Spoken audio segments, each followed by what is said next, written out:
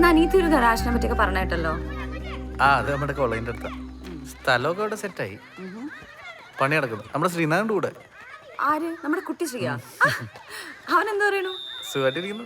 ഇപ്പോഴും പഴയ തള്ളൊക്കെ ഉണ്ടോ? പഴയ പോലെ ഇല്ല, ഇപ്പൊ കുറവാ. നല്ല പ്രോത്സാഹനം കിട്ടുന്നില്ലല്ലോ. നീ അവന്റെ നമ്പർ ഒന്ന് തന്നെ, നമുക്ക് കുറച്ച് പ്രോത്സാഹിപ്പിക്കാം. 9846. ഹലോ. ഹലോ, ശ്രീനാഥ് ശ്രീധരൻ. അതെ, ആരാണ്? ഞാനൊരു കാര്യം അറിയാൻ വേണ്ടി വിളിച്ചതാ. പറഞ്ഞോളൂ. ഒരു 2001, 2004 കാലഘട്ടത്തിലൊക്കെ നിങ്ങളുടെ വീട്ടിൽ ഉണ്ടായിരുന്നു എന്ന് പറയപ്പെടുന്ന ഒരു സ്വർണ്ണ പല്ല് കെട്ടിയ തത്ത അതിന് കൊടുക്കുന്നുണ്ടോ എന്ന് അറിയാൻ വേണ്ടി വിളിച്ചതാ. നിത്യാണോ? നിത്യ മുരളീധരൻ. അപ്പൊ നിനക്ക് ഓർമ്മയുണ്ടല്ലേ? ഒന്നുമില്ല, ഇങ്ങനെ പോകുന്നു. നമ്മുടെ ഫ്രണ്ട്സിനെയൊക്കെ കാണാറുണ്ടോ? അങ്ങനെ അധികം കാണാറൊന്നുമില്ലടി. നമ്മുടെ അരുണിനെയും ഫിലിപ്പിനെയും ഇടയ്ക്ക് കാണാറുണ്ട്. പിന്നെ നമ്മുടെ മീര ഇടയ്ക്ക് ഫാമിലിയായിട്ട് ഷോറൂമിൽ വന്നിരുന്നു വണ്ടിയൊക്കെ നോക്കാനായിട്ട്. അപ്പൊ നീ ജിമ്മിനെ കാണാറില്ല? ജിമ്മിനെ കാണാറുണ്ട്. പിന്നെ ആ ഒരു വിഷയം ഇവിടെ പറയണ്ടല്ലോ എന്ന് വിചാരിച്ചിട്ടാ. എന്നാലേ ആ വിഷയം എന്താ എന്റെ തൊട്ടപ്പുറത്ത് നിൽക്കുന്നുണ്ട്. ലൗഡ് സ്പീക്കറിലാ. അത് നന്നായിട്ടാ, അങ്ങനെ സേഫ് ആയിട്ടിരിക്കുന്നേ. ശരി, എന്ന് മസ്റ്റായിട്ട് നമ്മൾ വൈകുന്നേരം ഒന്ന് കാണണേ. കാണാം കാണാം.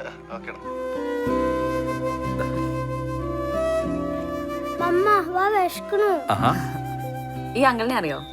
എന്റെ കൂടെ സ്കൂളിൽ പഠിച്ചോ? Hi, Jimmy. ധ്രുവി നന്നായിട്ട് ഫുട്ബോൾ കളിക്കുന്നുണ്ടല്ലോ. Thank you. വാ പോവാ. നടന്നാലോ?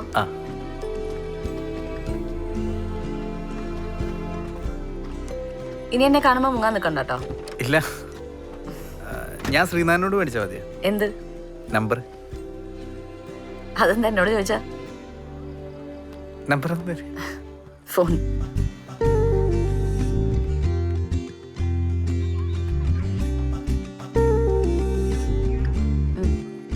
ടെക്സ്റ്റ് ചെയ്യണേ. ഇനി ഇവിടെ നിന്നാലേ ഇവൻ എന്നെ തിന്നും. ശരി, by.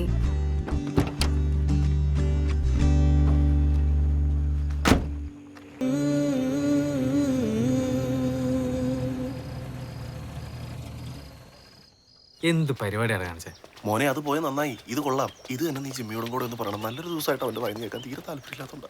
U got my point.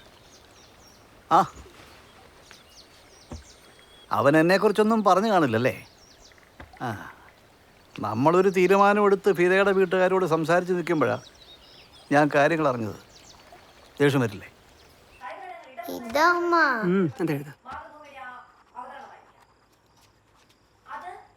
നീ ഇതെവിടെയായിരുന്നു? ഞാൻ ഒരു വണ്ടിയുടെ കാര്യമായിട്ട് പുറത്തു പോയിക്കായിരുന്നു.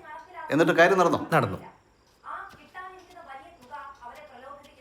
ദൈ പഠിത്തത്തിലാണ്. നിനക്കിപ്പോഴും ആ പഴയ പെങ്കൊച്ചോട്ട് ബന്ധമുണ്ടോ? ഞങ്ങളൊന്ന് കണ്ടെന്നുള്ളൂ, വെറുതെ ഒരു കാഷ്വൽ മീറ്റിംഗ്, അത്രേ ഉള്ളൂ. ഞാൻ പോയി ഒരു ഷെയ്ക്ക് അടിച്ചിട്ട് വരാം. മൊത്തത്തിലൊന്ന് തണുക്കേണ്ട ആവശ്യമുണ്ട്.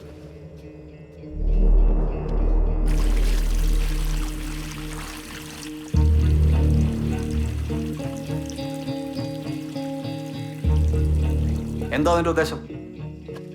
എനിക്ക് മനസ്സിലാവുന്നില്ല. ഇതുവരെയായിട്ട് ഒന്നും പഠിക്കരുത്. വെറുതെ എങ്ങനെ ഓരോന്ന് കാണിച്ച് ജീവിതം കളഞ്ഞു. അനുഭവം തന്നെ.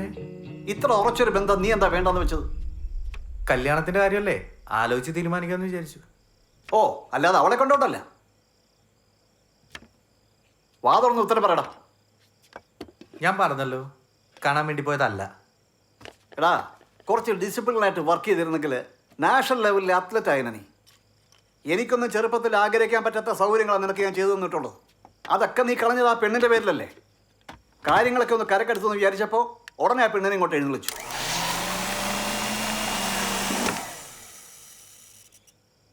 പറഞ്ഞാൽ മനസ്സിലായില്ലേ നിനക്ക്? അത്രയ്ക്ക് ഫുള്ളാണോ നീ? അതെ, ഞാൻ ഫൂളാണ്. എൻ്റെ ജീവിതത്തിൻ്റെ വലിയൊരു പങ്കും നിങ്ങളുടെ സന്തോഷത്തിന് വേണ്ടി ചിലവഴിച്ച ഞാൻ ഫൂളാണ്. ഞാൻ പറഞ്ഞു ബാബുജി എനിക്ക് അത്ലറ്റ് ആവണമെന്ന്. എനിക്കെന്താ വേണ്ടതെന്ന്, എൻ്റെ ആഗ്രഹങ്ങൾ എന്താണെന്നോ നിങ്ങൾ എന്തെങ്കിലും അന്വേഷിച്ചിട്ടുണ്ടോ? ഫിനിഷിംഗ് ലൈനിൽ കയ്യും വിരിച്ച് വരുന്ന സന്തോഷം എന്ന് വിചാരിച്ച ഫൂളാണ് ഞാൻ.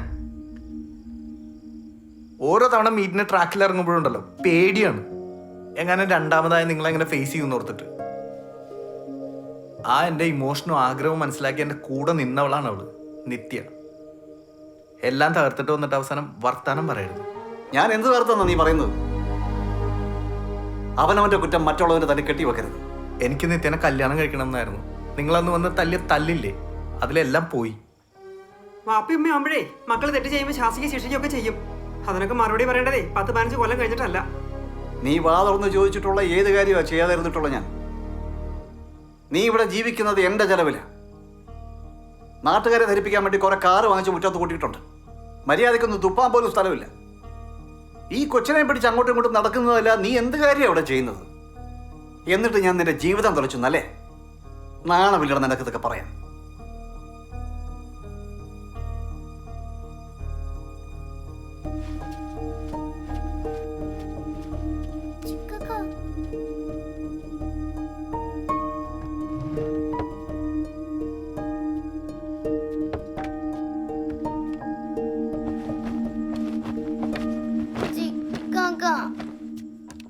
വാപ്പച്ചി ചോദിച്ചപ്പോ അറിയാണ്ട് പറഞ്ഞു ഇതാ.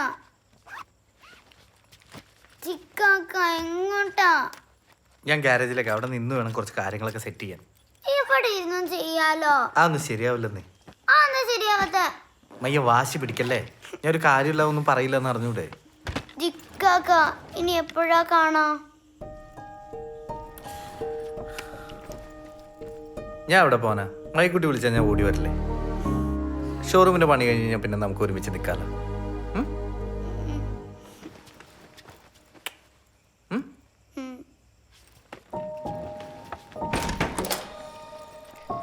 ഏട്ടാ നീ എങ്ങോട്ടാ ഈ പോണേ? ഞാൻ ഇവിടെ നിന്നാ ശരിയാവില്ലമ്മ. അത് വാപ്പച്ചി ദേഷ്യം വന്നപ്പോ പറഞ്ഞല്ലേ മോനെ. എന്ന് വെച്ചേ വാപ്പച്ചിക്ക് മാത്രമല്ല ദേഷ്യമുള്ളത്. മോനെ